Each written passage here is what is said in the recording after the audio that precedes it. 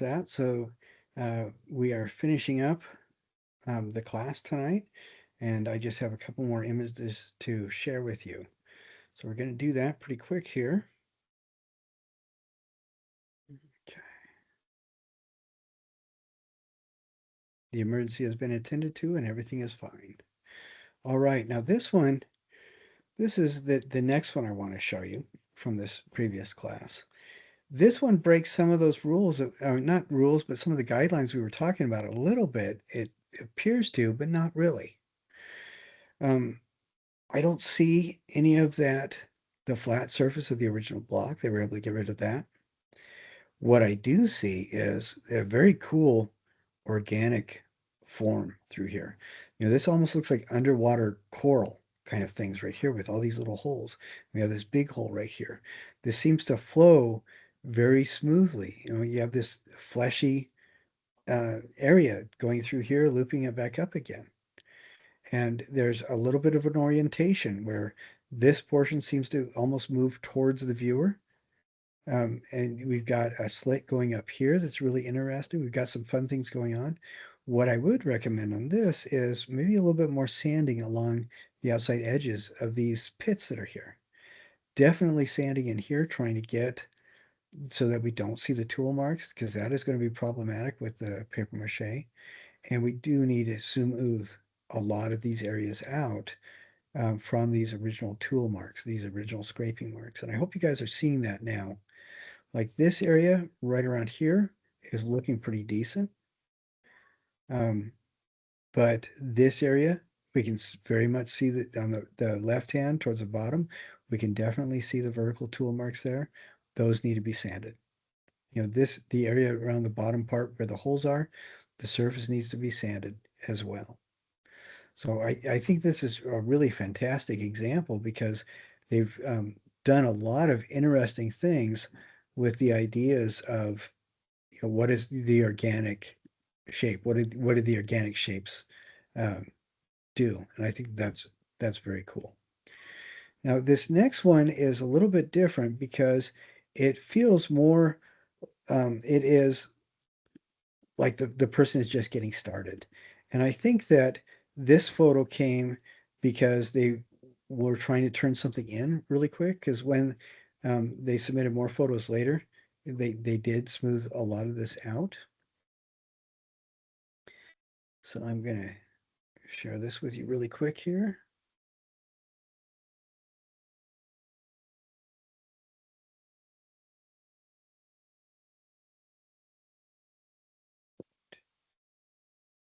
Here we go.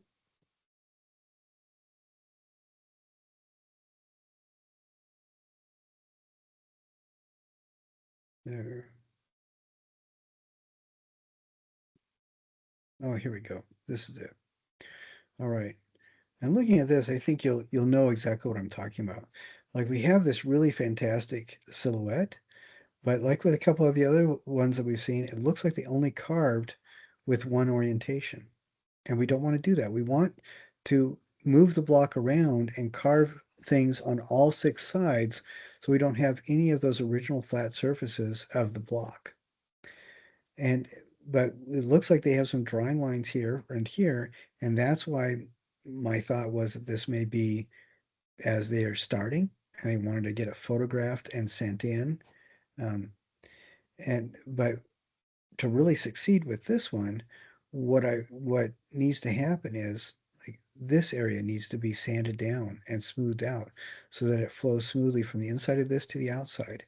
We don't have that flat surface of the original block.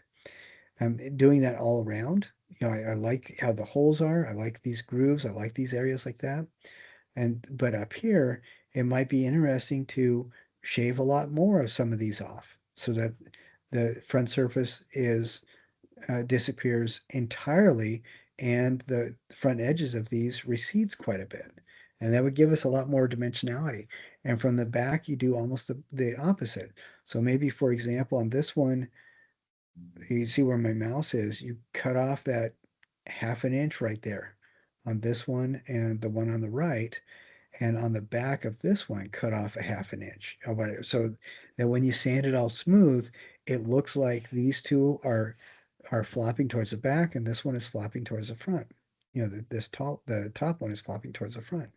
Maybe playing with the front surface of these so that maybe this one and this area are just barely sanded. So just barely removing that outside surface of the block. And maybe this area and down below, they blend it so that there's a lot more of it that's gone than just that, um, barely touching the outside surface. So you can see that it feels like some of these, um, the person just has a little bit more to go, carving and sanding it down. Let's see, here we go.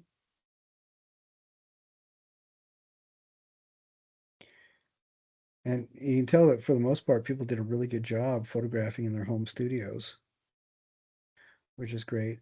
Now, this next one reminds me of some of the artists that we looked at. Uh, but which is nice, but for the purposes of this assignment, they need to do just a little bit more. Okay, so here we go with this one.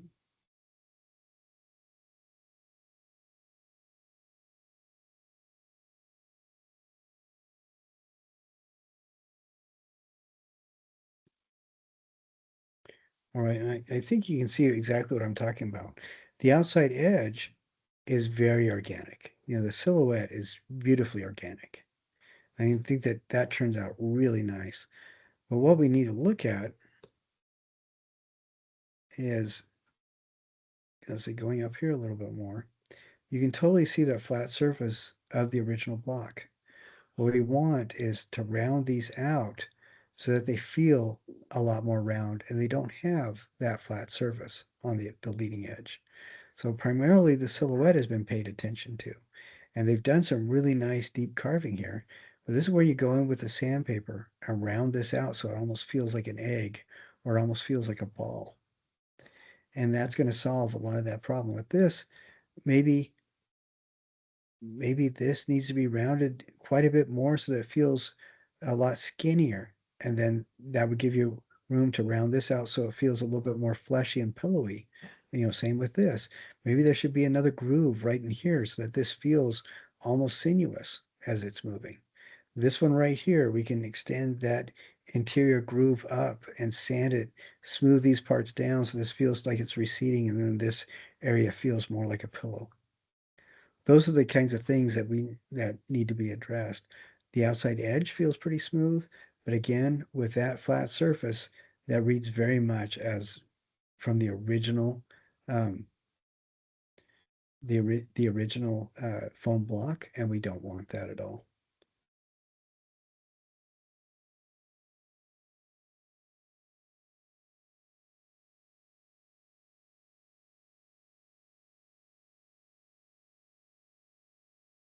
And I think sometimes too, we get caught up in how we orient these things. And I want you to think about the idea of orienting your sculpture so that it sits in such a way that it seems to really take advantage or activate the volume of space around it.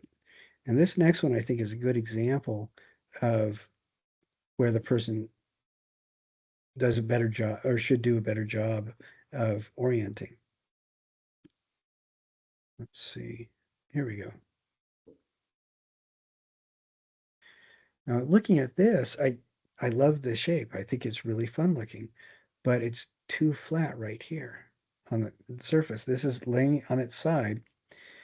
I think this would look better if on the left-hand side was the bottom.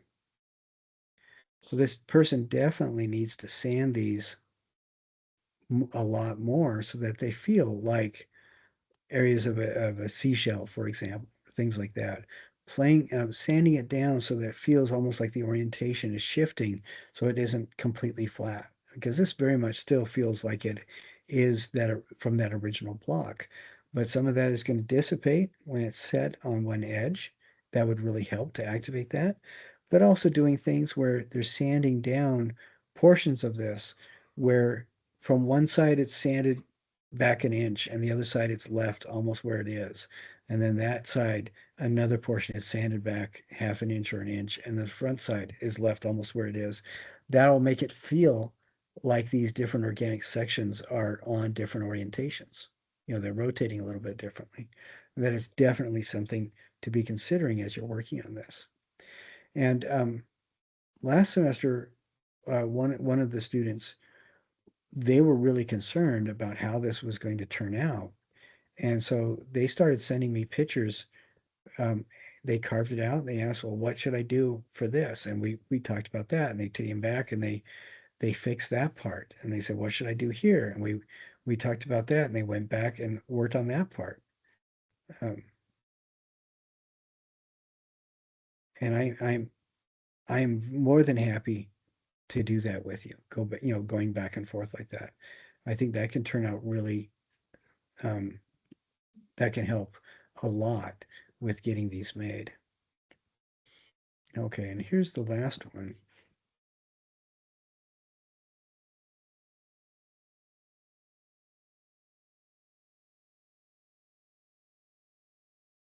Oh, and of course, I just erased the file, so I've got to do it again. Give me just a second here.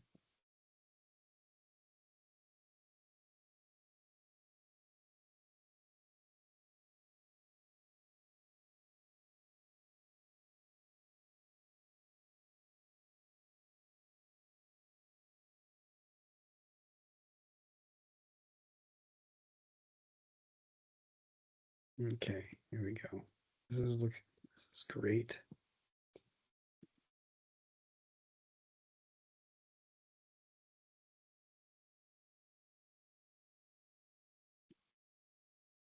Excellent. Okay, now what is this person doing right? First, we don't see any evidence of that original surface of the block. No, all of that is gone. They've gone through, and this does have a very planar orientation. But look, each of these is a different size. Each of these nodules is a completely different size. These two are really large. This one has an orientation that almost seems to go that way.